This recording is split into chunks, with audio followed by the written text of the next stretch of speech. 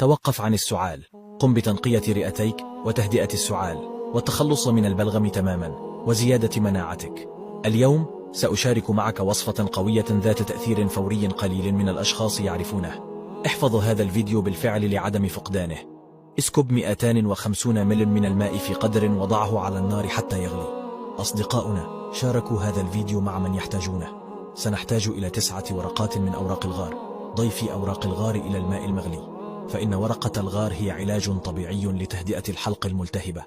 إنها مضادة للالتهاب ومطهرة. أغطي القدر واتركيها على النار لمدة 6 دقائق على نار متوسطة.